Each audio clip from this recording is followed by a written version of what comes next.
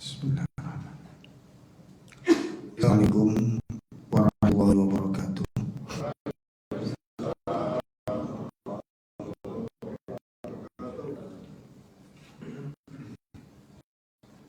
Alhamdulillahirabbil alamin.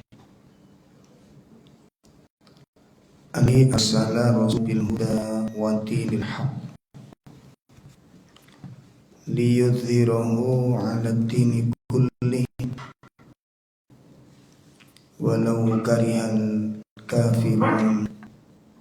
Asyhadu an la ilaha illallah wahdahu la syarika lah wa asyhadu anna Muhammadan abduhu wa rasuluh. Ya ayyuhalladzina amanu taqullaha haqqa tuqatih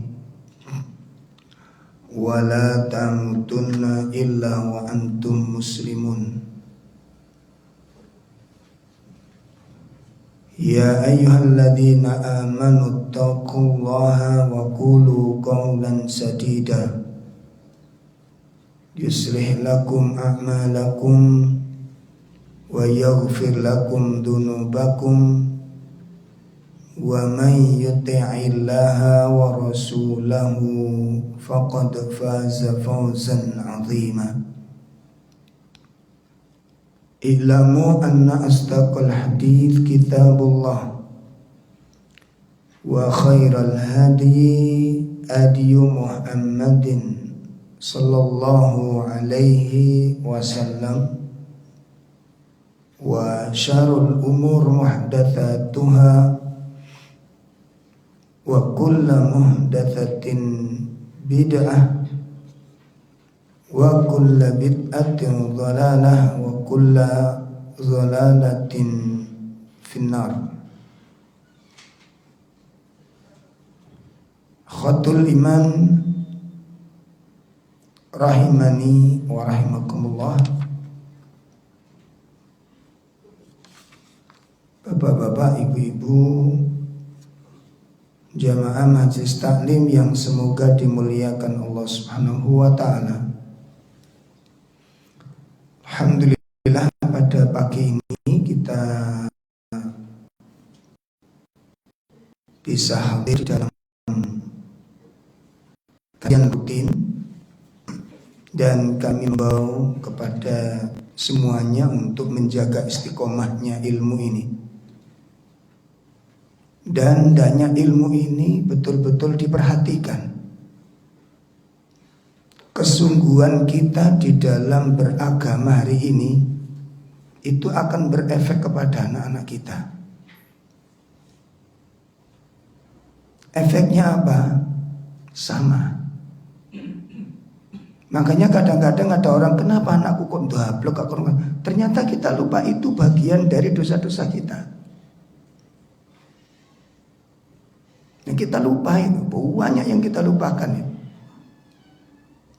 Makanya ketika kita menginginkan anak-anak yang soleh, anak-anak yang serius, anak-anak yang benar, kita awali dari diri kita.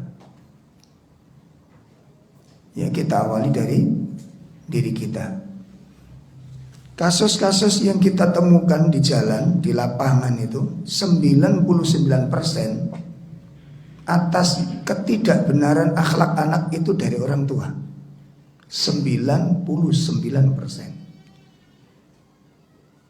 Walaupun secara dohir kalau kita lihat itu bagus, bapaknya soleh, bapaknya soleh, gak ngertinya ada selilit, ngerti maksudnya. Selilit itu dosa-dosa yang gak diakui oleh orang tua, gak disadari. Itu berefek kepada anak-anak kita. Jadi jangan dikira anak-anak kita itu langsung dablek, langsung durhaka, langsung kurang ajar bahasa kasarnya itu. Jangan dikira begitu. Sangat terkait dengan tindakan-tindakan orang tua. Sangat terkait. Contoh kecil. Ini contoh kecil.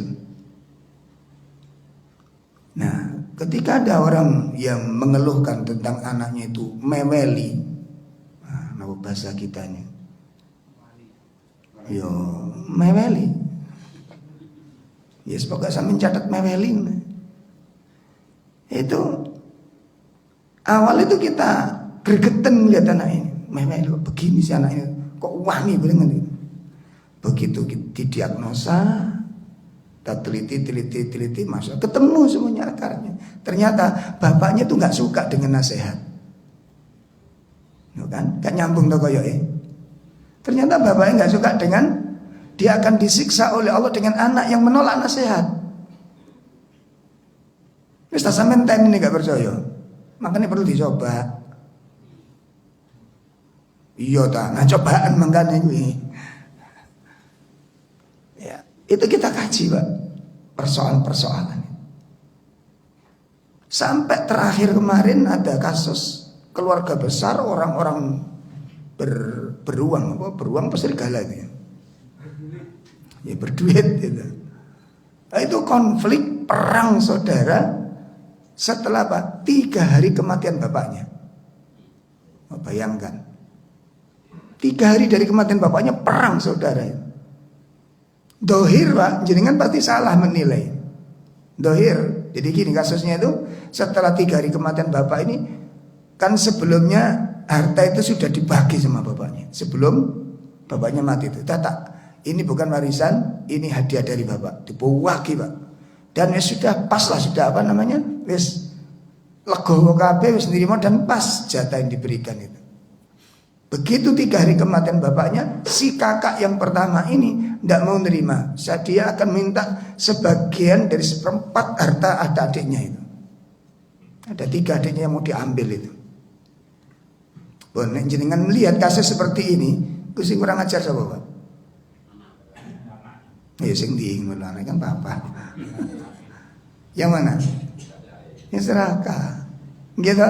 Pasti kita semua begitu kasus ini kita share di grup keluarga kami, keluarga yayasan. Coba menurut Anda ini sing kurang ajar sopo, sing salah sopo. Langsung spontan semuanya mengatakan si anak. Gak pernah dikaji kan gitu. Nah inilah cara kita menghukumi sesuatu itu. Makanya gak tahu ketemu.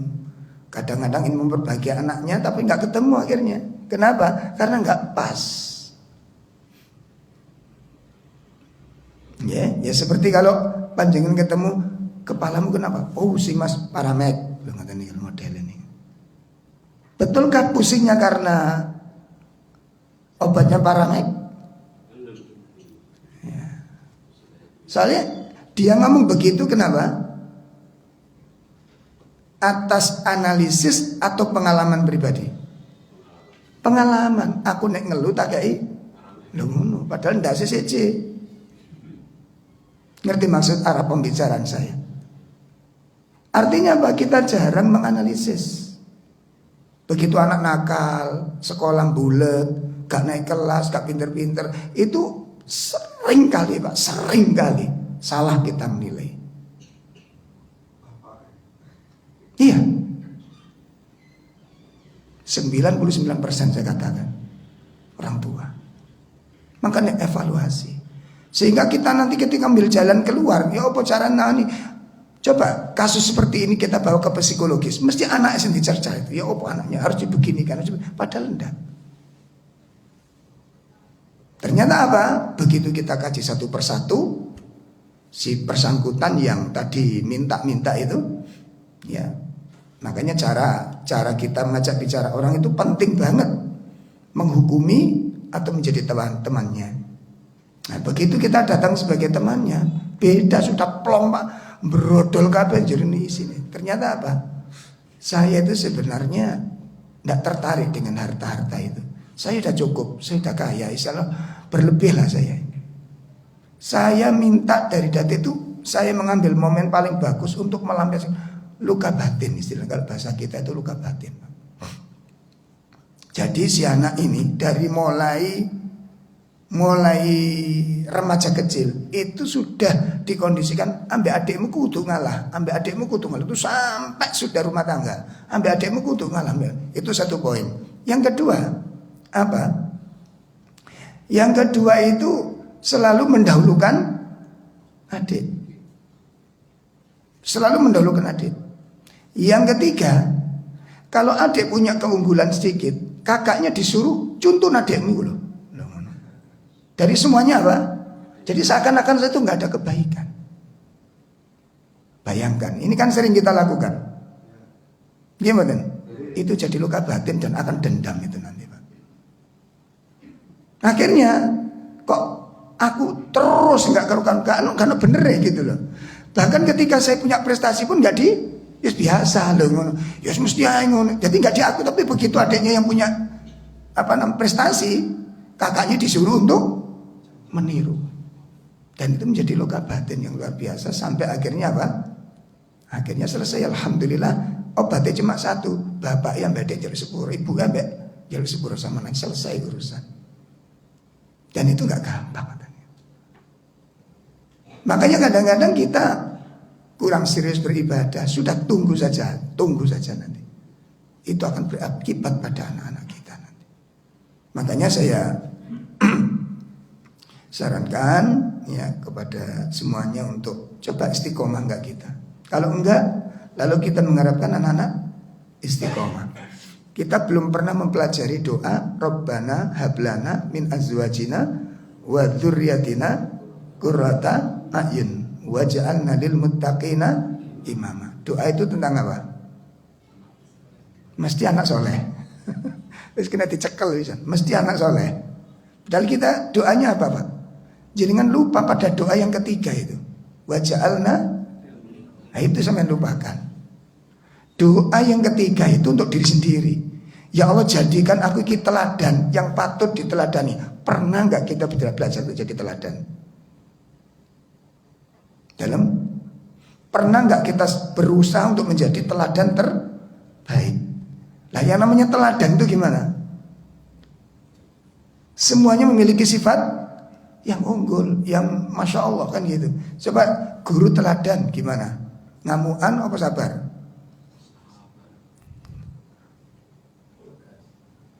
Disiplin apa malas? Tergesa-gesa atau tenang? Gegabah atau bijaksana? Itu teladan. Dan apakah itu sudah kita miliki? Padahal doa itu, jadikan aku teladan yang patut diteladan. Itu doanya. Waja'alna lil muttaqina. Makanya sulitnya kita mendidik anak-anak karena sing dicontoh karo anak gak ono. Coba nggarap matematikanya dikae contoh dhisik gampang. Nggih mboten? Soal napa mau dikae contoh dhisik? Iki sing gak ono niku contone, Pak. Persoalannya sekarang, siapkah kita menjadi contoh bagi anak-anak kita? Itu persoalannya. Sampun gak usah diterusno. Nggih, mboten enak nih materi. Kapan-kapan kita bedah doa ini. Soalnya kita selalu salah ini. Ya doa Rabbana hablana min azwajina wa dzurriyyatina qurrata. Padahal dua doa ini kuncinya pada doa yang ketiga. Waja'alna lil muttaqina imama. Kuncinya pada doa yang ketiga. Gimana kita kepingin anak-anak kita sekolah, kuliah, mondok yang benar, serius, belajar. Wong kita sendiri gak mencintai ilmu. Dan anak-anak tahu tentang itu. Kita nggak disiplin, nggak istiqomah, itu tahu. Dan itu membekas pada anak-anak kita nanti. Nggak percaya, coba. Enak dong. Coba. Baik. Bapak-bapak, ibu-ibu sekalian, mudah-mudahan sedikit mukadimah ini membantu kita untuk menjadi evaluasi buat kita semua. Dan mudah-mudahan Allah memberkahi hidup kita dan menjadikan keluarga-keluarga kita yang terjaga dari segala fitnah. Amin ya rabbal alamin. Bapak Ibu sekalian, menindaklanjuti pembahasan kitab Riyadhus Shalihin. Kita masuk pembahasan babut taqwa, bab tentang fit taqwa. Kita masuk pembahasan hadis dari Abu Sa'id Al-Khudri. Abu Sa'id Al-Khudri.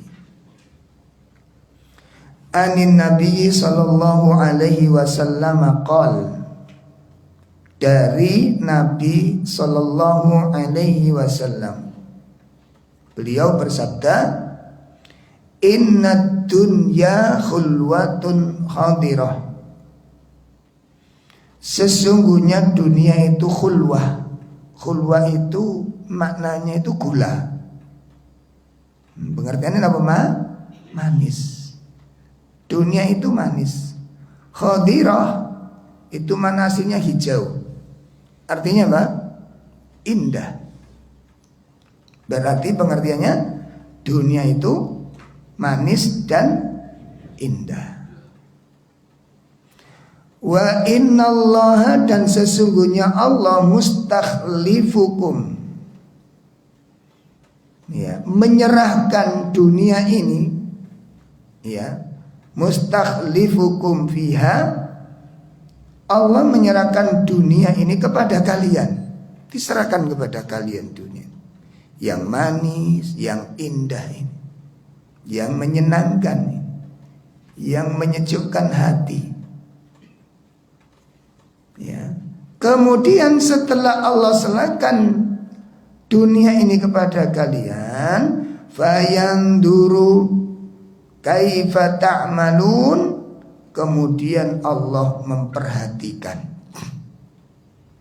ya, kaifa ta'malun, bagaimana kalian memperlakukan dunia ini. Sesungguhnya dunia itu manis dan indah, dan Allah menyerahkan dunia ini kepada kalian, dan Allah melihat, Allah memperhatikan bagaimana kalian berbuat terhadap dunia ini. Oleh karena itu fattaqud dunya, maka berhati-hatilah kamu kepada dunia, wattaqun nisa, dan berhati-hatilah kamu terhadap wanita. Ya, berhati-hati kamu terhadap dunia dan berhati-hati terhadap wanita. Kenapa? Fa inna awwala fitnati bani Israel, karena awal cikal bakal kerusakan orang-orang Bani Israel kanat fin nisa, itu adalah dari kaum wanita, pada wanitanya. Nah, awal kerusakan Bani Israel itu daripada wanita. Hadis diriwayatkan oleh Imam Muslim.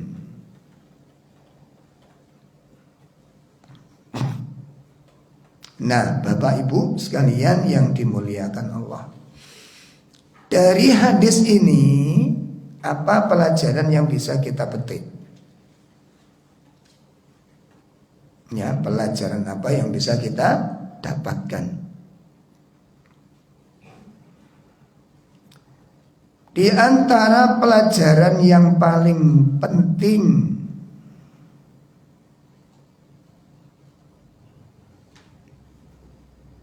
yang bisa kita dapatkan dari hadis ini, pertama, yang bagi zuhdi fid dunya wa adamul jara wara'a khutamiha au ta'allaqa bi auhamiha.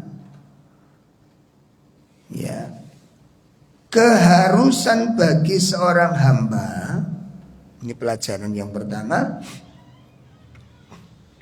keharusan bagi seorang hamba az-zuhud, untuk bersikap zuhud.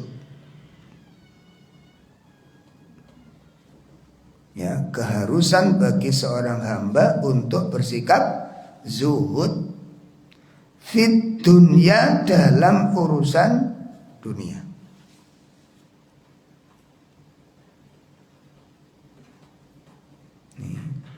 Nanti kita bahas sing jenenge zuhud niku napa. Wa adamul jaro, dan tidak berjalan, ya, dan tidak berjalan, wara'ahu tamiha, di bawah kendalinya dunia, dan tidak berjalan di bawah kendalinya dunia. au at-ta'allaqu bi auhamiha, atau bergantung kepada gemerlapnya dunia, atau bergantung terhadap gemerlapnya dunia. Pun niki awal. Jadi pelajaran pertama apa? Keharusan bagi seorang hamba untuk bersikap zuhud terhadap dunia dan tidak berjalan di bawah kendalinya dunia atau bergantung kepada dunia. Nah, bapak-bapak sekalian, ibu-ibu,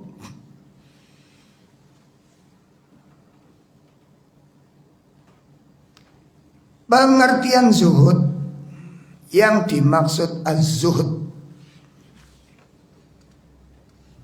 ya, zuhud kepada dunia itu bukan menghalalkan mengharamkan yang halal, sebagaimana sebagian kaum muslimin mengartikan zuhud itu meninggalkan kemewahan dunia. Bukan demikian. Tidak boleh makan yang enak-enak, ya, makannya terus roti kering, nasi karak, ya, baju yang lusuh, tidak sempat bersisir karena banyak zikir. Akhirnya yang nampak kan kumus-kumus itu. Jadi pengertian zuhud itu bukan demikian. Karena sebagian kaum muslimin yang sudah kami terangkan tadi itu, makna zuhud itu meninggalkan dunia, bukan. Ya. Yang dikatakan zuhud itu urusan dunia, Pak. Urusan hati, ngapunten. Zuhud itu urusan hati. Imam Ibnu Rajab menyebutkan, dikatakan zuhud itu yang pertama, jika seseorang lebih yakin dengan apa yang ada di tangan Allah dari apa yang ada di tangannya sendiri. Itu yang pengertian pertama. Jadi katakan zuhud itu orang lebih yakin dengan apa yang ada di tangan Allah dari apa yang ada di tangannya sendiri. Nah, ini pengertiannya pripun? Pengertiannya itu seringkali orang itu bersandar dengan kekuatannya, bersandar dengan kemampuannya. Sehingga kalau orang rumongso punya kemampuan, rumongso punya kekuatan, dia tidak punya sandaran kepada Allah. Contoh, orang diberikan kecukupan oleh Allah, hartanya melimpah, pekerjaannya mapan, usahanya berhasil. Orang yang diuji seperti ini, ketika dia bersandar dengan kekayaannya, niku, untuk sementara ini kecukupan yang aku berikan ini sudah lebih dari 3 keturunan, satu misal punya keyakinan kekayaan yang aku miliki ini bisa dinikmati 3 keturunanku. Jadi gak takut dengan kemiskinan. Ini namanya bersandar dengan apa? Dengan harta. Yang begini gak benar. Kenapa? Ini bisa berubah sewaktu-waktu, Pak. Bukan cuma 3 generasi, 3 hari, bahkan gak perlu 3 jam itu bisa ludes, itu bisa. Sakit dipahami ya? Makanya tidak boleh orang seperti ini bersandar kepada kekayaan, bersandar kepada kekuatan, bersandar dengan kemampuan. Sama dengan orang yang masih muda, punya kedudukan yang tinggi, punya kekayaan, jabatanku coro pensiun itu sik suwe, kan begitu. Wis mumpung bapak sik enom lho, kadang-kadang ngono. Rotok gagahi dedek ngono. Mumpung bapak sik enom. Lho gimana? Mumpung bapak sik enom, mumpung bapak sik cukup. Nah, sudah ludes sudah. Ini namanya bersandar kepada jangan. Kenapa? Mungkin menurut kita hitungan logika, kekayaan kita kalau dimakan 3 keturunan kita nggak habis. Itu kan menurut logikamu. Bagaimana ketika lo datangkan musibah dalam waktu sedetik saja? Bisa apa nggak habis ini? Yang kita punya kekuatan, masa pensiun kita, dengan usia kita, dengan karir kita yang gemilang, yang cemerlang, dengan kecerdasan dan skill yang luar biasa. Gambarannya ini pasti akan mudah untuk mencari kedudukan. Besok stroke sapa sing ngarani sampean. Ini hidup yang dilakukan dengan logika. Dan kita tidak bersandar kepada Allah Subhanahu wa taala. Dijamin Pak, marat-marit dari kita ini. Karena kita akan dipertemukan oleh Allah dengan kasus-kasus di luar dugaan. Hati-hati sing ngoten niku. Hati-hati. Makanya Nabi kita Muhammad SAW mengajarkan kepada kita setiap pagi, setiap sore.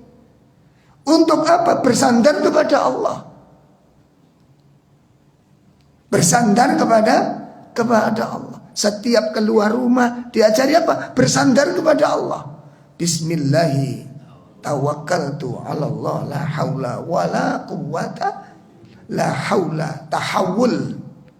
Tidak ada yang mampu untuk memberikan perubahan kecuali Allah Subhanahu wa taala. Dan kita nggak tahu di luar sana ada peristiwa apa. Makanya saya ada seorang ustadz, Masya Allah, saya belajar banyak dari beliau tentang masalah ini. Ketika saya telepon sama beliau, Ustadz jadi ngisi di masjid ini. Nanti insya Allah. Itu saya telepon itu jam 5 lebih Pak. Sudah menjelang maghrib itu tinggal 1/4 jam. Ustadz ngisi di masjid ini nanti ya. Enggak insya Allah Ustadz. Loh, kok insya Allah apa nggak jadi? Ya insya Allah saya nggak berani mengatakan ya. Ustadz sekarang posisi mana? Sudah di masjid. Loh berarti kan ngaji? Nggak tahu saya. Loh kok nggak tahu gimana? Kan Ustadz sudah di masjid.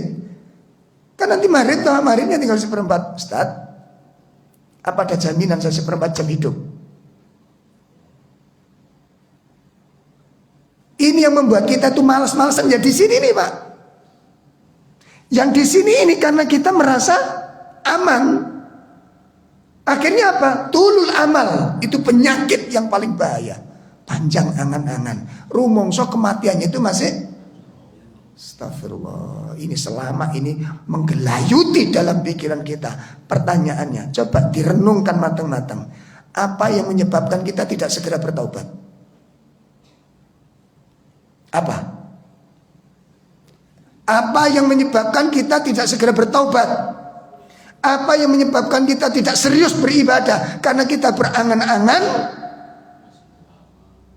kematian itu masih lama. Itu penyakit yang menjadikan kita malas, yang menjadikan kita menunda-nunda. Nanti. Bisa jadi nanti itu bukan milik kita sudah. Dan itu lupa kita. Makanya orang yang betul-betul paham dengan sifat kematian ini, bahwa kematian itu bisa lebih cepat dari apa yang kita duga. Makanya kemarin hari Sabtu pagi subuh kita ngaji di Malang itu tentang apa? Taubatmu, ajalmu tidak menanti taubatmu. Allah mencabut nyawa kita itu nggak nunggu kita taubat dulu. Silakan Anda tunda-tunda. Tapi ingat ketika ajal itu diambil oleh Allah bagaimana? Sementara kita masih membayangkan 2 tahun lagi masih, padahal 2 hari lagi kita sudah mati. Itu yang menyebabkan kita selama ini males-malesan dalam ibadah. Dan bersandar kepada apa? Logika. Aku kan masih muda. Mati aku gak ngurusi tuwek enom Mbak. Aku lu gak loro. Mati aku gak urusan karo penyakit. Saged dipahami? Berapa banyak kita dengarkan teman kita mati tanpa sakit. Apa itu gak bisa menjadi pelajaran buat kita? Makanya Nabi mengatakan apa? Akfiru dzikra hadhimil ladzat. Perbanyak, sering-seringlah kamu mengingat kematian. Ingat kematian. Yang diingat itu peristiwanya. Bisa datang di tempat-tempat yang tidak pernah kita duga. Pernah. Makanya para ulama dengan memahami ini, hidupnya senantiasa bergairah di dalam hidup setiap waktu. Kenapa? Bisa jadi di tempat ini aku mengalami kematian, maka dia bersungguh-sungguh dalam beristighfar, bersungguh-sungguh dalam bertaubat, bersungguh-sungguh dalam beramal, karena memahami sifat kematian itu. Okay? Jadi yang dikatakan zuhud itu apa? Lebih yakin dengan apa yang ada di tangan Allah SWT. Makanya Nabi setiap pagi, Pak, setiap sore itu ngajarin kita, ya hayyu ya qayyum bi rahmatika astaghis. Terus pripun, Pak? Aslih li sya'ni kullah wala takilni ila nafsi tarfata ainin. Wahai zat yang maha hidup, ya, dan wahai zat yang selalu mengurusi hamba-hambanya, ya. Wahai zat yang maha hidup dan zat yang selalu mengurusi hamba-hambanya, ya. Aslih li sya'ni kullah, perbaikilah seluruh urusanku, ya, perbaikilah seluruh urusanku. Kemudian apa? Wala takilni ila nafsi tarfata ainin, dan jangan engkau serahkan aku kepada diriku sendiri. Coba doa ini, wala takilni ila nafsi tarfata ainin, jangan kau serahkan aku kepada diriku sendiri. Itu pengertiannya gimana? Pengertiannya pripun, Pak? Pripun, Bu? Ya Allah, jangan kau serahkan aku kepada diriku sendiri. Itu pengertiannya pripun? Halo? Artinya itu, ya Allah, jangan kau tinggalkan aku. Jadi dikongkon ngurusi awake, yes Muhammad urusan awakmu dhewe. Gak iso, Pak. Itu Nabi kita Muhammad SAW. Terus jenengan lebih takwa, lebih alim dari beliau. Kita itu Nabi, tidak mau ditinggalkan oleh Allah. Bukan sehari, bukan sebulan, bukan setahun. Jangan kau tinggalkan aku walaupun sekejap mata. Ya Allah. Itu Rasul Sallallahu Alaihi Wasallam. Lalu kita merasa aman. Ya Allah. Makanya banyak morat-maritnya. Sudahlah. Kita nanti akan dipaksa oleh Allah dengan sesuatu yang di luar dugaan kita. Pun itu pengertian apa? Zuhud yang pertama, yakni lebih yakin dengan apa yang di tangan Allah daripada apa yang ada di tangannya sendiri. Termasuk rezeki. Jangan bersandar kepada diri sampean. Mati itu sewaktu-waktu. Makanya ibu-ibu ngoten aja bersandar kepada suami-suami teman-teman. Nah, itu banyak yang kita temukan orang-orang berputus asa karena suaminya berkecukupan, suaminya pekerjaannya mapan, tiba-tiba kecelakaan meninggal dunia. Pernah diduga?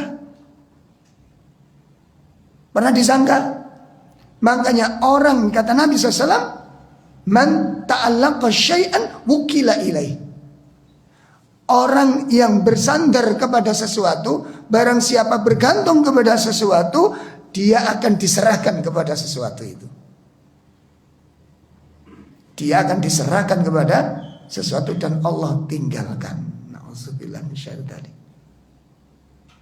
Itu yang pertama. Yang kedua, pengertian zuhud itu sebagaimana disebutkan oleh Imam Ibnu Rajab di dalam kitab Jami'ul Ulum wal Hikam, di dalam kitab Syarah Arba'in Nawawi. Nomor kali yang dimaksud dengan zuhud itu adalah orang lebih tertarik untuk mendapat pahala dari sesuatu yang hilang darinya.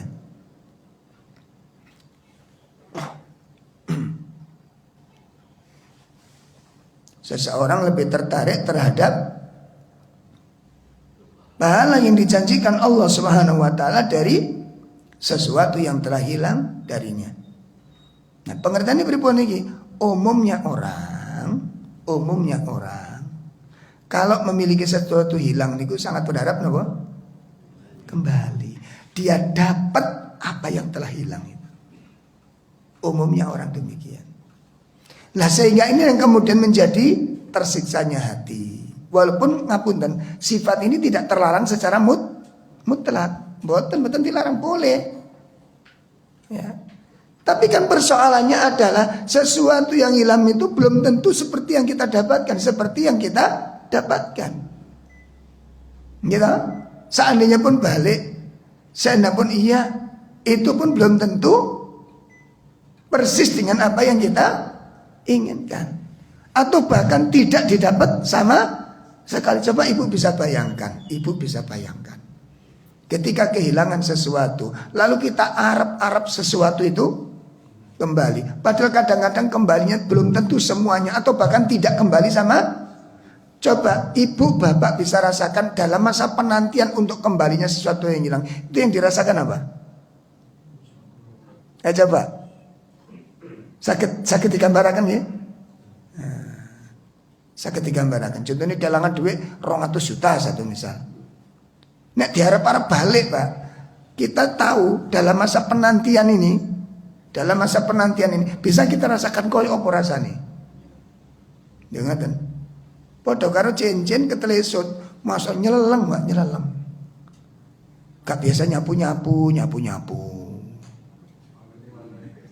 Gimana? Buku ngene rak niku gak tau dibuka dibongkari. Lemari tuh ngre kabeh. Kenapa? Nyelelem. Jadi apa cara Jawa niku etok-etokan sambil berharap. Itu kan jenengan kita bisa rasakan kerisauan yang sangat mendalam, kegelisahan yang sangat luar biasa dalam masa-masa pengharapan sesuatu yang hilang itu bisa kembali. Masya Allah. Makanya boleh pak dicari secukupnya. Setelah itu kalau memang tidak, hasbunallah. Sudah, hasbunallah wa ni'mal wakil. Serahkan kepada Allah. Langsung apa? Istirja. Inna lillahi wa inna ilaihi raji'un. Kalau Aisyah dalam meriwayatkan sebuah hadis, adalah Nabi sallallahu alaihi wasallam ketika mendapatkan hal-hal seperti itu, yang dilakukan Nabi 3 hal. Yang dilakukan oleh beliau itu tiga hal. 1, apa pak? Beliau bertahmid kepada Allah. Masya Allah. Alhamdulillahi ala kulli hal. Muji kepada Allah. Segala puji milik Allah dalam setiap keadaan. 1. Yang kedua apa? Istirja. Inna lillahi wa inna ilaihi raji'un. Segala sesuatu itu milik Allah dan akan kembali kepada Allah. Yang ketiga yang dilakukan oleh beliau, minta kebaikan. Allahumma jurni fi musibati wakhluf li khairam minha. Nah ini pak. Dan keyakinan ini kalau orang sudah punya demikian, nggak ada kerisauan dalam hati dengan musibah apapun yang dialami. Tidak ada kerisauan. Masya Allah. Ada 2 jamaah. Ya. Yang satu kakek nenek, yang satu orang belum ngaji pak, tidak ngaji, terus sudah mulai belajar. Ya sejak kena musibah biasa kan ngono jane. Jadi gelem belajar itu kena musibah. Yang satu itu kakek nenek. Setelah saya pengajian begini, datang beliau. Jadi rumahnya itu di Siwalan Panji itu. Ustadz bisa sharing sebentar, sakit monggo mbah. Suami istri datang, langsung si mbah ini perempuan itu menangis. Pun monggo sampean tangisno dhisik engko nek cerita jae penak. Nggih Ustadz, saya mau minta nasihat aja gitu. Nggih. Singkat ceritanya beliau kena musibah, kehilangan uang 200 juta, kena gendang, Mbak. Kena gendang. Nek tak critakno dawa gak ngaji kok akhirnya. Pokoknya singkat ceritanya kena gendam 207 juta. Nah, yang ingin saya tanyakan ke Ustadz Ro'ub itu, jadi setelah diceritakan bla bla bla bla bla, ya. Karena ceritanya bla bla ya, tak ceritakan ke jenengan ya. Bla bla bla gitu. Intinya hilang gitu. Intinya hilang. Nah, menurut Ustadz Rauf, ya menurut ilmu kita lah gimana itu. Ini kan saya punya dua opsi Ustadz. Saya ingin melaporkan si pelaku ini. Saya yakin fotonya jelas itu pasti ada. Entah di bank dan di pertokoan yang besar itu. Karena dua kasus yang datangi di banknya itu dia datang, dan di Hero apa ya, yang di Ayani itu, karena dia sempat dijak belanja barang Pak. Nah setelah ditinggal belanja itu ditinggal sama yang menipu ini. Nyeleng nih ngono lho, aku dibecok tiba baru sadar jadi situ itu. Hilang 200 juta. Nah ini mau saya laporkan, opsi saya ini mau laporkan, tangkep, hukum. Nah wis. Itu opsi yang pertama. Opsi yang kedua, atau saya ikhlaskan aja Ustaz. Nah, saiki nek nurut jenengan iki nuruti mangkel apa orang nang? Nggih, sakjane nggih mangkel. Sakjane, ojo sakjane, Mbak. Nggih.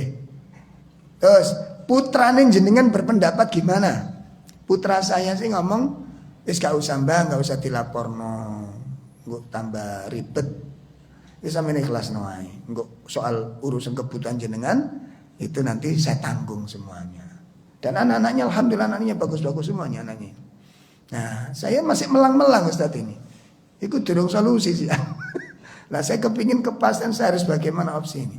Mbak, boleh kedua-duanya boleh jenengan ambil. Satu, jenengan laporkan. Ketangkep nek ketok wajah mlebu seger. Urusannya sampean wis mari apa urung?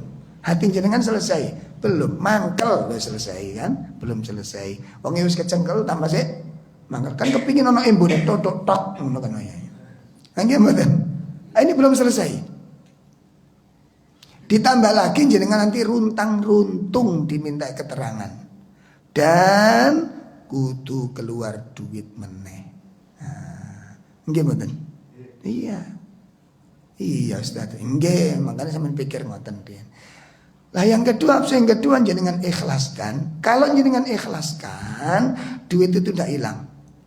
Ada di sisi Allah dan menanti kedatangan panjenengan. Gitu Ustaz. Iku nurut Allah, nurut Quran, nurut sunnah. Padha karo wong nandur pari dimangan manuk. Hilang napa mboten? Enggak, tapi nanok manuk ya guraken, Pak. Aja wis gak apa-apa pangan, gak ngono. Sampeyan sing gak mangan. Ya gusaan ngono lho. Lah sing dicolong-colong nek napa niku sekilas, iku sampean di luar dengan itu enggak hilang sama sekali. Atau makan buah-buahan dimakan codot. Itu kalau menurut hadis-hadis Nabi itu semuanya sedekah bagi yang menanam.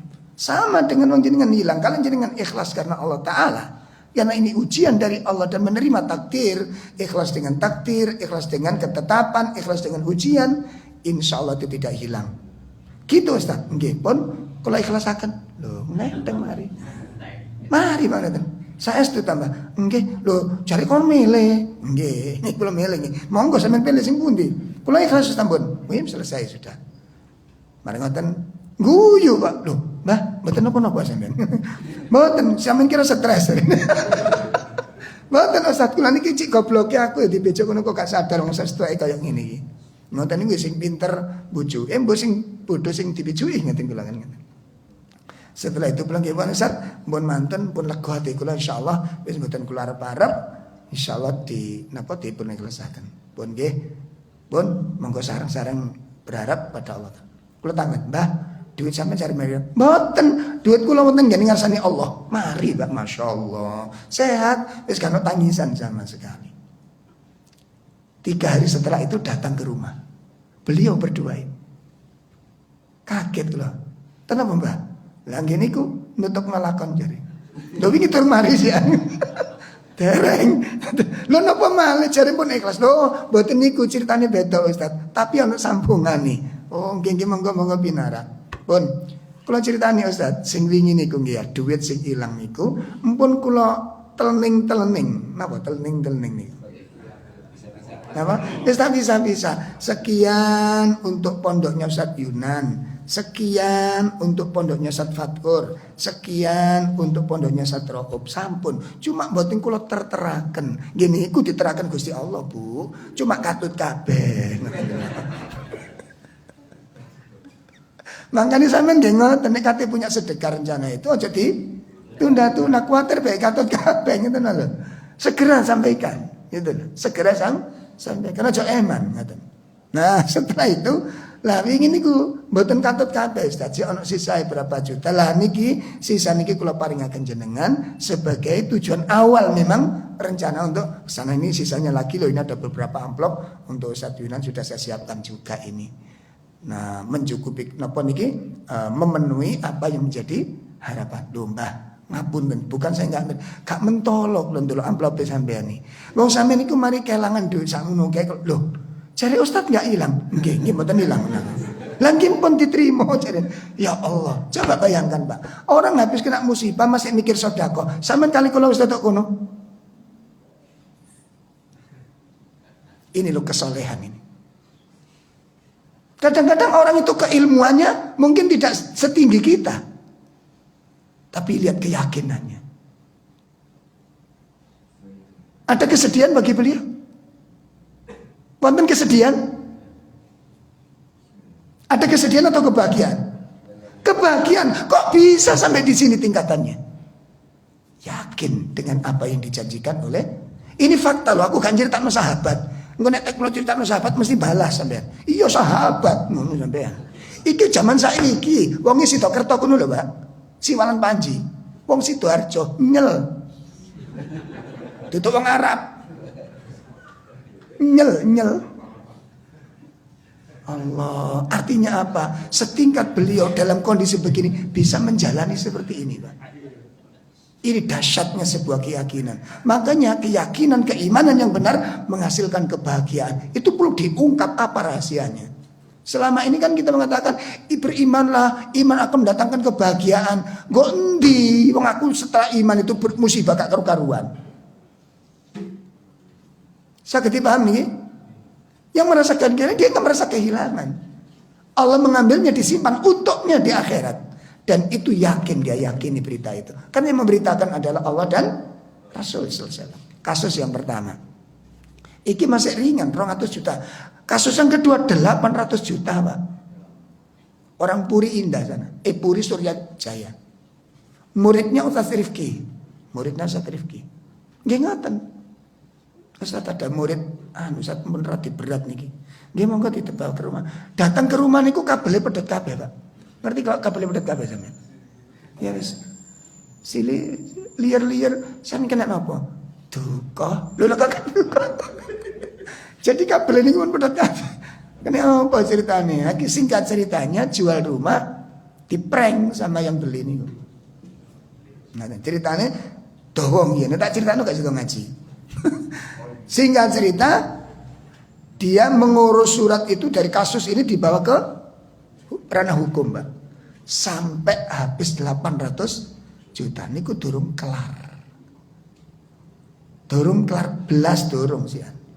Nanti pertemuan lagi dengan ininya, dengan pengacaranya habis sekian. Nanti ngambil surat sekian, ngambil sekian juta. Mboten titik, Pak, 10 juta, 7 juta yang dikeluarkan untuk mengambil satu lembar kertas. Tak tanya jenengan, Mas, sampean kenal pengacara ini betul? Kenal, enggak sak durungnya masalah. Enggak kenal, sudah. Pun tak tanya 2 kali lagi. Pertama, istri sampean piye? Istri saya sih wis gak usah ngurusi, Mas, wis gak usah diurus. Ngono tambah gak karu-karuan, kok sampe gak karu-karuan. Wis gak karu-karuan wis mbok nyeleleng. Itu ya istri jenengan nggih. Terus yang kedua, nek jenengan sendiri gimana? Kula kita saya kepikiran. Nah, saya sepakat dengan istri jenengan. Artinya kita aja ngobrol, Pak. Sampeyan iso maca Quran, saged pun sampeyan waca surat ini. Tak suruh baca. Sampeyan waca terjemah pisan. Nggih sampun. Ngerti pengertiane? Mboten. Ya jane kabelmu pedhot piye. Akhirnya kita sambung. Kita sambung. Nek nurut Allah, ngene ayat niki, Pak. Ujian yang datang kepada kita itu apa jenenge tiba-tiba kebetulan apa ono sing ngatur. Nggih wonten sing ngatur. Ojo lemes ngono jawab sing teges. Wonten sing ngatur kurang teges. Wonten sing ngatur. Nah, ngono jawabane wong teges nih. Mulai nyambung, Pak. Kabele mulai Nyambung bes. Nek nurut sampean, nurut keyakinan sampean, nurut ilmu sampean. Sing ngatur masalah koyo ngene iki sampean kena ngene, sing kene kena ngene, iku sapa sing ngatur? Allah Ustaz. Kurang tegas. Allah Ustaz. Nah, iku nyambung jenenge. Pun nyambung nomor loro kabeh. Lek nurut keyakinan sampean, Allah ketika nalikane ngekeki musibah iku, Allah ngawur. Artinya ngawur itu iki musibah kemiskinan, iki musibah kecelakaan, iki musibah sakit, dicekel Allah terus diuncalno sak roto-rotone, apa terserah, apa ditentokno Allah. Oh iki takean iki takean iku jenenge ilmu dengan hikmah. Paham iki? Atau Allah ngasih musibah itu ngawur diuncalno sak tiba-tibane. Si A kena miskin, si B kena anaknya durhaka, si C anaknya bapaknya ucul. Saiki bojone ketresot satu misal ini musibah. Apa ngono apa Allah tentokno? Menurut sampean piye, Pak? Diuncalno Gusti Allah, diuncal disawurno sak tiba-tibane apa ditentokno sama Allah? Nah, ditentukan dengan ilmu dan hikmahnya. Sudah. Nah, berarti jenengan termasuk wong sing lho kula dipilih. Mbok lah nek ditentokno berarti sampean dipilih. Kula dipilih Ustaz. Nggih. Lah napa? Ya karo aku ngono. Nah, saiki kira-kira nek Allah milih kono sesuatu atau memang ingin menyiksa hambanya? Ada sesuatu yang mencari sesuatu hikmah itu. Apa Ustaz? Ya ayat iki Mas. Apa sampean baca ulang? Oh nggih Ustaz. Wis, duit sampean ilang. Mboten nek nurut iki mboten. Lah iya nek nurut ayat iku duit sampean ilang ora? Mboten. Nang ndi saiki? Wonten ngene sisi Allah. Terus Allah akan menyediakan bagi orang-orang muslim dengan nah sudah selesai urusannya. Saiki sampean yakin ngene? Nggih yakin Ustaz. Sing temen, yakin Ustaz. Duit sampean ilang ora? Enggak. Lho ngono waras, Pak. 800 juta sudah enggak ada di dalam benaknya. 800 juta enggak ada di dalam benaknya sudah. Ada dalam keyakinan, itu ada di sisi Allah. Dan Allah akan melipat gandakan musibah. Wabasyiris sabirin, wabasyiris sabirin, wabasyiris sabirin. Berikan kabar gembira kepada orang-orang yang sabar. Dengan apa? Dengan musibah yang aku berikan. Aku siapkan ini loh. Mahkota keistimewaan ini. Hilang penderitaannya. Dan dia melihat beban-beban udah gak ada. Pun, nggih Ustaz, anjane kula ingkang awan. Paling sampean sadurunge sombong. Nggih, kan nek kabeh bisa. Kenapa? Dia merasa punya uang, tak bawa ke hukum, mari urusan. Kamu bersandar kepada uang, uangmu menyengsarakan kamu itu. Paham ini, Pak? Karena bersandar kepada kekuatan, Allah jadikan apa yang disandari itu menyiksa dirinya. Sakit dipahami ini. Makanya dia bersandar dengan kekayaan. Nah, begitu sudah dia mengharap apa yang hilang, wis aja diarep-arep balik. Enten ono ngersane Gusti Allah pun akhirnya ngomong cerah Maria. Lho iso guyu Ustaz, jare Ustaz Rifki pun saged guyu, pun kabel nyambung. Kabel nyambung. Begitu mau pulang, Pak, jadi sampeyan kena musibah. Mboten, duit saya ada di sisi Allah. Pun waras Ustaz. Sebuah keyakinan ketika betul-betul diyakin, dan inilah rahasia kenapa para sahabat mampu menghadapi segala berbagai macam cobaan. Karena beliau tidak terpaku dengan musibahnya, tapi beliau terpaku dengan tertarik dengan apa? Hikmah di balik musibah yang disediakan oleh Allah Subhanahu wa taala. Ketika orang terpaku pola pikirnya dengan dohirnya masalah, dia akan disiksa dengan masalahnya itu. Sakit dipahami ini. Tapi ketika dia mampu meraih satu hikmah di balik masalah, hilang semua beban-bebannya. Inilah doa yang dibaca oleh Nabi, waqsim lana yaqinan. Ya Allah, berikan aku sebuah keyakinan, ma tuhawwinu masa'ibad dunya, sehingga dengan keyakinan itu akan ringan seluruh musibah-musibah dunia. Itu akan terasa ringan di hatinya. Musibah-musibah dunia itu akan terasa hilang, terasa sepele di matanya itu. Sehingga itu tidak menjadi siksaan bagi dirinya. Ini yang kedua. Yang dikatakan zuhud, apa tadi? Lebih mengharap pahala di sisi Allah Subhanahu wa taala daripada kembalinya sesuatu yang telah hilang. Makanya para ulama, para sahabat, para tabi'in dan orang-orang soleh yang mendahului kita, ini cara pandang mereka dalam menghadapi masalah. Pun, ibu-ibu saged dipahami, Bu. Engko ban kula terangno njulek kok ngenten iki, iku karepe apa to? Iki melok ganti pedhot kabeh. Niki penting Pak ini, Pak. Sangat penting ini. Sangat penting. Karena seringkali saya mendapatkan jamaah-jamaah yang bermasalah selalu membawa apa? Membawa imannya, membawa kebahagiaannya dengan membawa musibahnya. Di kelompok ada di situ. Lagi Ustaz, kula niki salah nopo? Kula niki kurang nopo? Bahasa sampean itu maksiat kepada Allah. Dengarkan Ibu, dengarkan Ibu, dengarkan Bapak. Bahasa yang jenengan pakai itu maksiat jenengan kepada Allah Subhanahu wa taala. Koyok-koyok Gusti Allah niku buta matanya. Kula niki pun tahajud, kula niki terus Allah mbok arep Allah iku piye? Karepe yo apa sih Gusti Allah ku jane? Lah ngono to sajane. Halo? Padahal kok niki mboten kurang-kurang. Yen Gusti Allah sing kurang ajar ngono karepmu. Itu kan arahnya ke sana. Iya apa tidak? Katanya kalau orang beriman itu diberikan kebahagiaan, tuh ayatnya ada itu. Man amila solihan min dzakarin aw unsa fa huwa mu'min falanuhyiyannahu hayatan thayyibah. Allah berikan penghidupan yang baik, tapi kenyataannya Ustaz. Berarti Allah itu bejo, Allah itu berdusta, Allah itu khianat. Apa Anda mengatakan demikian? Nggih mboten. Nah terus nggih ngoten. Nggih ngoten iku piye? Ini ada yang salah. Apa yang salah? Ilmu kita dan iman kita yang salah. Lihat si nenek yang kehilangan 207 juta ini. Lihat si mas ini yang kehilangan 800 juta ini. Dan sekian banyak lagi kisah-kisah yang ditipu, yang disebarkan orang lain, yang dibawa ke temannya. Masya Allah. Sampai saya langsung mengantarkan ada seorang di Sidoarjo sana, tetangga saya dulu di Stokari itu. Ya, ada utang temannya, saya datang, Ustaz ikut nagih Ustaz.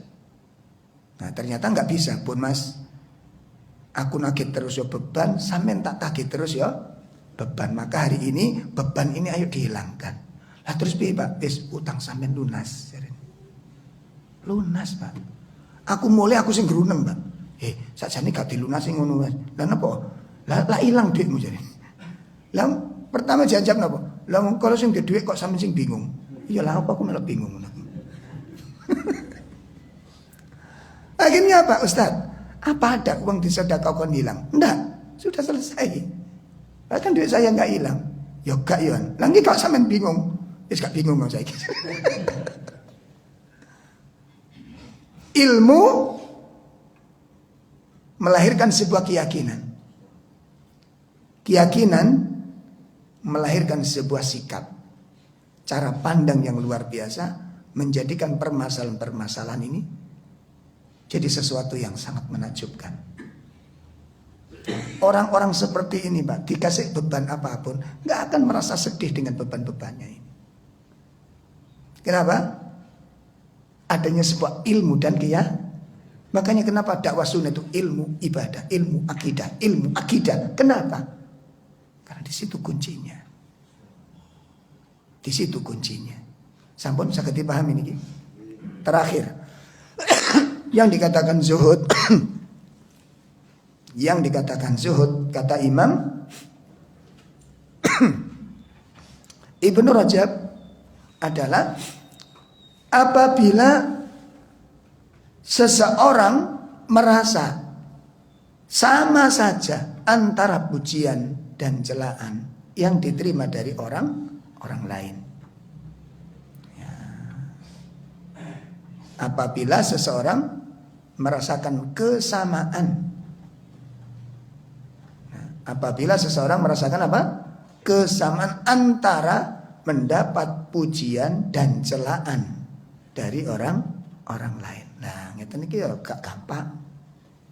Kenapa? Tabiat dasar manusia itu madhul hub, cinta dengan pujian. Nah, tabiat manusia ini senang dipuji nih. Walaupun pujian itu tidak jujur, Nah, makanya kadang ada ulama mengatakan orang itu lebih menghargai pujian daripada pemberian. Coba jenengan lihat. Orang diberi uang palsu, ngamuk, Pak. Wong duit palsu mbokekno aku. Tapi ketika dipuji kasih pujian palsu, dia pun seneng. Padahal pujiannya itu enggak benar. Ada nenek-nenek usia 70 tahun ikut kajian. Tekun, Pak.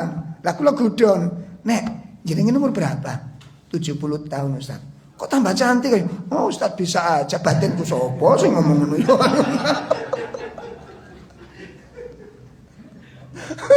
Wong kula niki mak guyon ya, sing aran sampean cantik ya sapa? Oh, Ustaz iki saged mawon. Pertama niku GR. Nggih ta Ustaz, saged mawon jenengan pras aku lho ngene. Nggih sing ngomong sampean ayu ya sapa? Aku mung guyon itu. Wong bertumbuh 30 tahun iki delok tekan ndi ayune iku. Ya Allah. Artinya apa? Orang itu senang dengan pujian. Nah, disebabkan karena ini, Pak. Ya, penyakit-penyakit hati itu tumbuh karena dua sisi. Apa? Tabiat manusia kan ada dua sisi. Pertama, sangat cinta dengan pujian. Yang kedua apa? Benci dengan celaan. Sakit dipaham? Nah, dari dua tabiat dasar ini dosa itu bisa terwujud. Pertama, karena cinta kepada pujian, tidak sedikit orang melakukan hal-hal yang tidak benar yang dilakukan oleh banyak masyarakat di situ. Kenapa? Untuk mendapat pujian. Betul apa enggak? Ngerti maksudnya nih? Karena cinta dengan pujian, orang banyak melakukan hal-hal yang tidak benar demi untuk mendapatkan sebuah pujian. Wes ngerti nek iku gak bener tapi dilakoni kenapa? Karena masyarakat situ mencintai perbuatan itu. Contoh 17 Agustus joget kabeh. Gak joget mboten penak, kula nggih ngerti nek joget niku elek, Pak. Tapi yo napa nggih? Nggih ngoten niku. Akhire kula nggih melok-melok ngoten. Ya, melok-melok dalam rangka apa? Mendapat pujian. Mendapat omongan, mendapat sanjungan satu. Yang kedua, berhubung karena orang sangat mencintai sangat benci dengan celaan, takut dengan celaan, banyak orang melakukan meninggalkan ketaatan, meninggalkan kebenaran karena takut dengan celaan. Ngerti nek iku bener, tapi ditinggalkan. Kenapa? Takut dicela sama orang. Lha nggih kepuwi ngene sak jane nggih napa nggih melok ngamalno sunah. Cuma nggih mboten eja kula timbang. Sampeyan lebih enak mana dicela orang atau dicela Gusti Allah? Sudah pilihannya itu saja. Sehingga ini kembali kepada apa, Pak? Kembali kepada keimanan kembali. Nah, ngoten. Lah manusia itu, Pak, anjene modale ngoten niku. Nek kumpul ambek wong niku, cuma loro niki isine. Ngoten lho. Siji disenengi, nomor kali dibenci. Wis kumpul dengan model apa saja begitu terus. Selama Anda kumpul dengan manusia, dua hal itu selalu kita dapatkan, antara pujian dengan celaan. Lah kamus yang kita pegang, dicela orang itu belum tentu salah, dipuji orang itu belum tentu benar. Lah saiki sampean ngambil posisi yang mana yang Anda pilih? Benarnya atau harapan dari manusia itu? Kalau jenengan melihat posisi yang kita tentukan, aku memilih kebenaran, walaupun risikonya begitu, selesai urusan. Jelas? Dan kita tidak tercela gara-gara dicela orang banyak. Para nabi dicela sama kaumnya, diusir sama kaumnya, dimusuhi kaumnya. Apa nabi itu terhina? Lalu kenapa kita ambil keyakinan? Nah ini kula mboten enak, mboten apa nih? Itu hidup dengan manusia itu sudah begitu, Pak.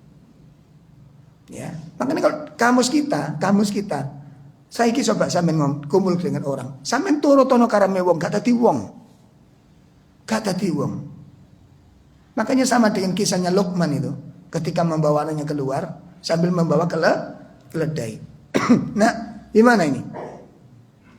Kamu nanya tuh, mboten Pak pun, ya napa mboten sekejo kula nanya itu ya. Wis ditonton mawon, nggih ditonton mawon, tonton. Ketemu ke suatu kaum, dikomentari. Lah iya, bapak anak itu padha bodho. Niku nggawa kendaraan kok ditimbang mlaku, lah ditumpaki lak penak. Begitu selesai, iya, nggih Pak. Pun Pak jenengan naik saja. Jenengan tak tontone. Ngono, nggih gak apa-apa, mboten pun. Jalan. Ketemu satu kaum lagi, beda lagi cara pandang. Bapak gendeng. Wong sing tuwek kaya ngono wis tuwek mangan pedes asin tongkrong ning dhuwur anak sing cilik kongkon numpak di tata krama dadi wong tuwa kaya ngono kuwi. Akhire komentar, berhenti gimana nak? Nggih leres Pak. Jenengan mboten pantes nenten nduk. Lah terus awakmu sing munggah. Makanya lah anak kenaik keledai tadi itu kan. Nah sampai di kaum yang lain berbeda lagi cara pandang anak durhaka. Bapak sing tua pokon tunuk-tunuk mlaku sing awake sing enom sing seger malangkruk-angkruk lho kendaraan. Arek gak duwe duga rada tetep krama ngono kuwi. Begitu selesai jalan melewati, pripun Pak? Wis Mbak, kita naik berdua saja Pak nggih. Begitu dinaik ketemu kaum iki wong padha goblok wong kendaraan cilik ngono tombek wong loro piye. Itu gambaran sederhana kalau kita hidup nuruti karepe wong akeh. Sampeyan gak dadi wong, gak jelas statusmu kuwi. Paham iki? Ayo coba sampeyan turuti. Sampeyan turuti karepe tangga, kabeh gak dadi wong karakter tangga iku dhewe-dhewe. Ana tangga niku sing senengane ning omah, gak metu blas. Mas ana wong watuk wae ning njaba dhek nang jero. Nggih, Bu. Nggih. Terus ana wong sing nang njaba gak tau metu-metu niku wonten nggih. Nglutus apa penggawean ini. Ya, kalau jenengan ngambil salah satu akan kacau. Dikacaukan oleh kalau jenengan sibuk dengan nilai-nilai manusia ini, nggak selesai, jenengan nggak punya karakter. Kenapa Anda tidak memiliki karakter sendiri? Wong orang saja bangga dengan karakternya. Sakitipun pahami? Termasuk mengamalkan sunnah. Lah nek kula niki mboten tak jane nggih sumerap Ustaz ngoten niku beda, tapi nggih mboten sekeco. Napa sing mboten sekeco? Wong niku diajak ngaji sunnah, nolak aja gak sungkan kok sampean sungkan nolak sing bid'ah. Saged dipahami niki. Saya di rumah nggih ngoten, Pak. Dibicarakan awal menempati perumahan di Sidokari. Ustaz Om niku sosialnya bagus, tapi sayang kurang bermasyarakat. Saya nanya, kurang bermasyarakat niku pripun pengertiannya? Apa kalau ada orang sakit saya nggak ngunjungi? Oh enggak. Apa kalau kerja bakti saya enggak ikut? Enggak juga. Terus kalau ada orang mati saya nggak tasya? Oh enggak juga. Nah terus ini kita kan punya jamiah. Oh itu toh Pak. Gara-gara itu saya dinilai tidak bermasyarakat. Padahal ketika orang sakit kita tampil duluan, kita orang mati kita mati tampil duluan.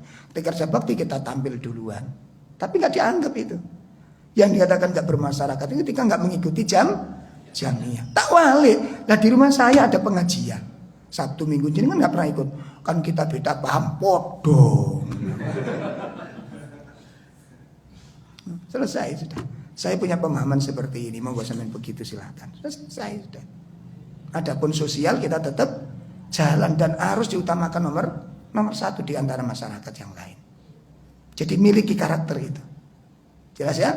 Jadi kalau kita orang-orang zuhud tidak peduli dengan pujian dan pujian orang itu, makanya Imam Rabi menasihati muridnya apa? La taghurrannaka bikatrati tsana'in nasi 'alaika.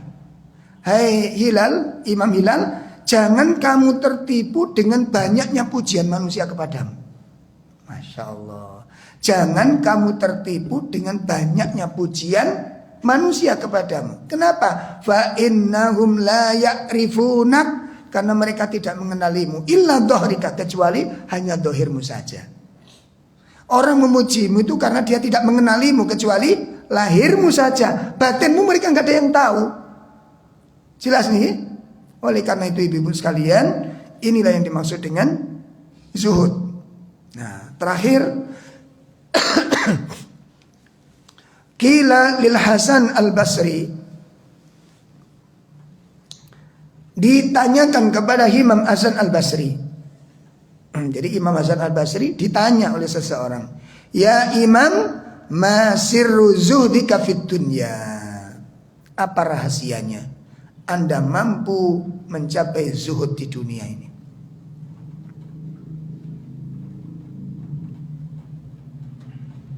Ya, apa rahasianya Anda mampu meraih zuhud di dunia ini?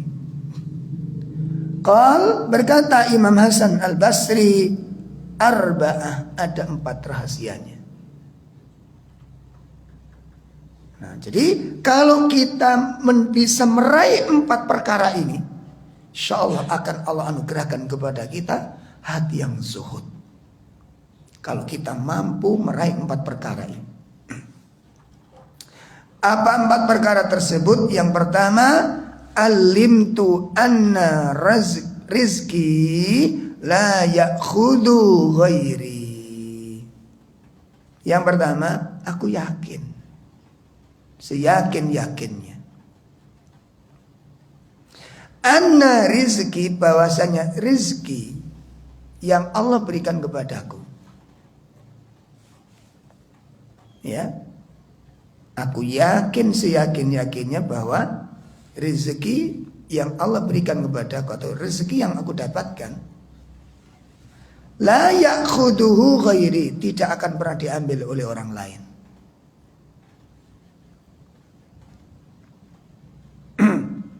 Rezeki yang aku dapatkan atau rezeki yang Allah berikan kepadaku tidak akan apa? Diambil oleh orang lain. Artinya apa, Pak? Orang lain pun tidak bisa, orang lain pun mendapatkan apa yang Allah rezekikan pada dia. Orang lain mendapatkan apa yang sudah Allah rezekikan kepada. Jadi sama. Jadi apa yang Allah rezekikan pada orang lain tidak bisa diambil yang lain pula. Orang itu akan dapat rezeki jatah yang persis yang sudah ditentukan oleh Allah Subhanahu wa taala. Aku yakin dengan yang demikian itu, maka apa? Fatma'anna qalbi, maka hatiku tentram karenanya. Loh.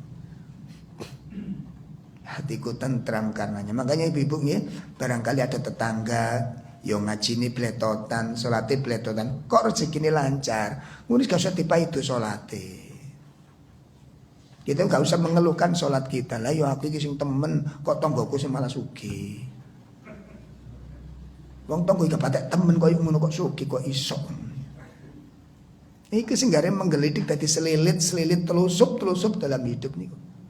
Gak usah, ini konsep yang luar biasa. Rezeki yang aku dapatkan tidak mungkin diambil oleh orang lain. Artinya orang itu sudah mendapatkan dengan jatah yang sudah ditetapkan oleh, nggak bisa ngambil yang satu dengan yang nggak bisa.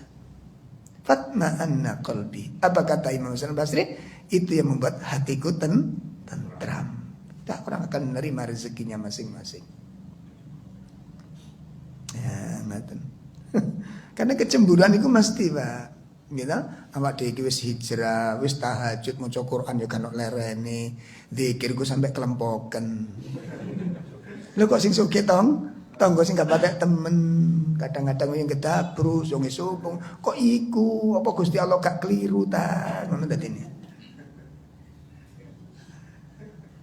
Paham, Pak?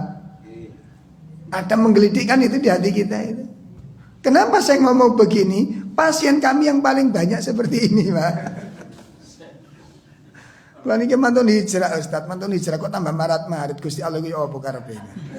Ngono tak karepmu ngono ta. Allah, ini suatu kaidah yang luar biasa, nggih, Pak. Rezeki yang Allah berikan kepada aku tidak mungkin diambil oleh orang lain. Fatma'annu qalbi, maka hatiku menjadi tentram karenanya. Orang itu akan mendapat masing-masing yang sudah ditetapkan. Termasuk, Pak, orang serakah. Lalu kalau serahkan Ustaz, ya nopo Ustaz, mendolimi saudaranya, menipu, dia tidak akan mendapat kecuali yang sudah ditetapkan oleh Allah.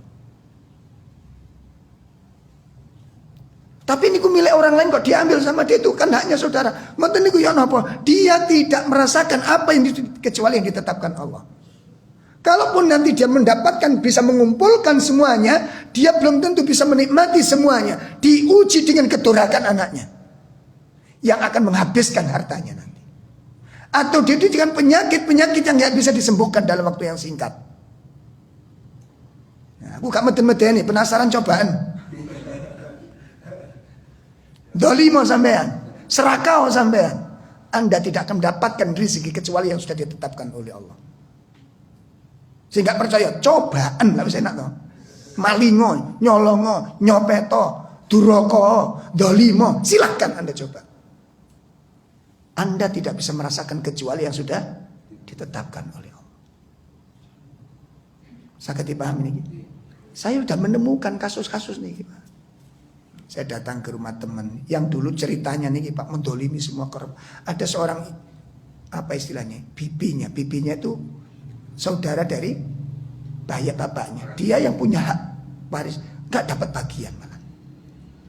Sama anaknya sudah Bu, nggak usah diminta. Mudah-mudahan memberikan rezeki kepada kita. Wah, akhirnya berantakan anak-anak yang rebutan warisan, termasuk yang sing penguasa nih Pak. Nah, akhirnya ada yang datang ke sana, subhanallah. Nyeritano, ya Allah, aku diuji dengan anak-anakku, hartaku dihabiskan sama dia. Tengah malam ditotok sama Pak Lurah, anak nyungsep ning apa? Tengah sawah. Kenapa? Mabuk. Jadi mboten wonten tenang hati kula niki, coba bayangkan.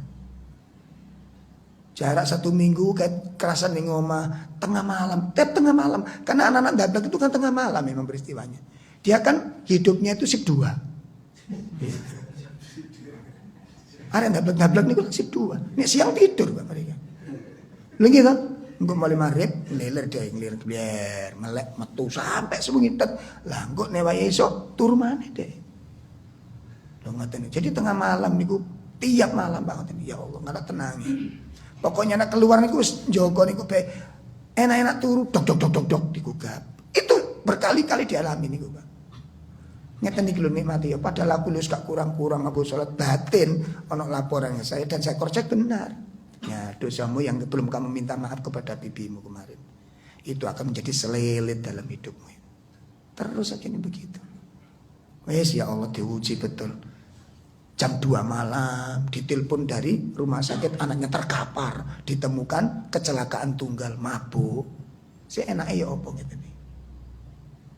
Makanya sampean gue beroyokan warisan, berebutan warisan, sampean ngalah wae.